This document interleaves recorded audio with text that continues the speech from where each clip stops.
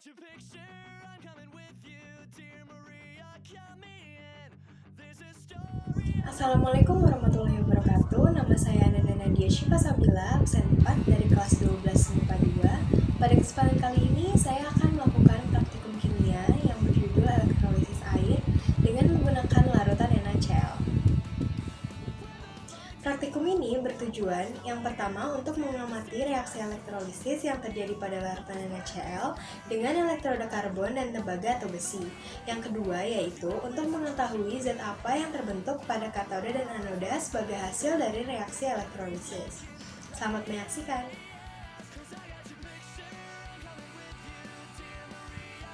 Alat bahan yang dibutuhkan yaitu ada gelas, penjepit buaya, sendok sebagai pengaduk, garam, baterai 9 volt, 2 buah pensil sebagai elektroda karbon, 2 buah paku sebagai elektroda Cu, dan air.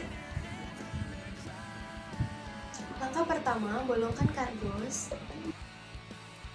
Lalu masukkan kedua pensil ke dalam 2 bolongan kardus.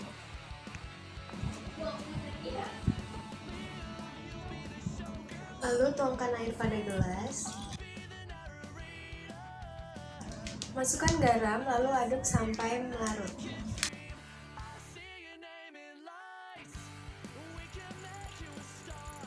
Selanjutnya, pasang penjepit buaya pada masing-masing pensil.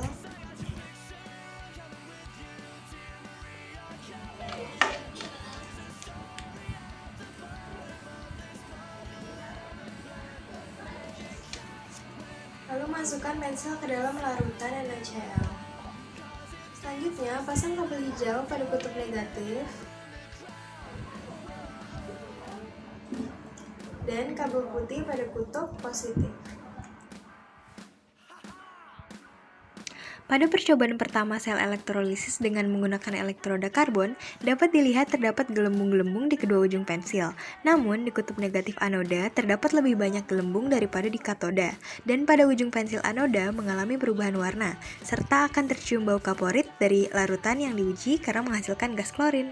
Reaksi pada anoda atau elektroda positif akan menarik ion klorida yang bermuatan negatif sehingga ion klorida akan melepaskan elektron dan mengalami oksidasi dan membentuk gas klorin. Sementara di reaksi katoda yang merupakan elektroda negatif akan menarik ion hidrogen yang bermuatan positif dan menerima elektron sehingga mengalami reduksi yang akan membentuk gas hidrogen.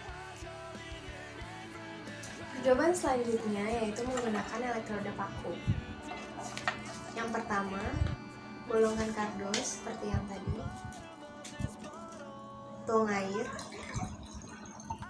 Lalu masukkan garam dan aduk sampai larut.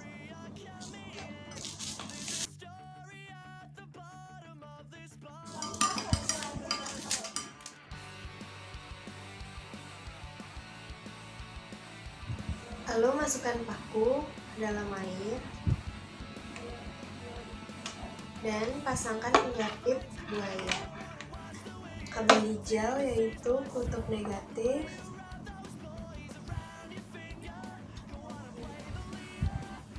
dan kabel putih kutub positif.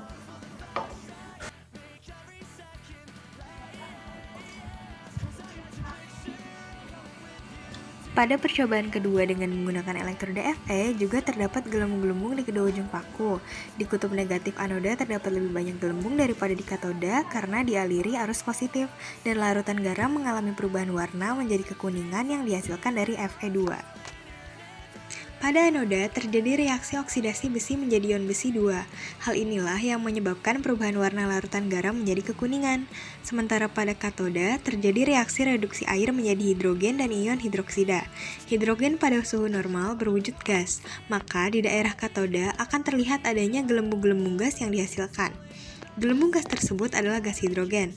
Selain dihasilkannya gas hidrogen, di katoda juga dihasilkan ion hidroksida. Ion hidroksida yang bersifat basa.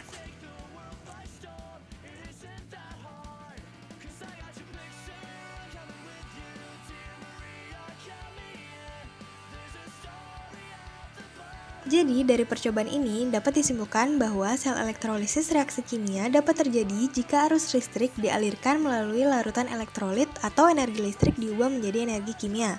Lalu, elektroda aktif menghantarkan listrik melalui pertukaran ion, sementara elektroda inert menghantarkan listrik melalui transfer elektron. Sekian video praktikum dari saya. Terima kasih. Wassalamualaikum warahmatullahi wabarakatuh.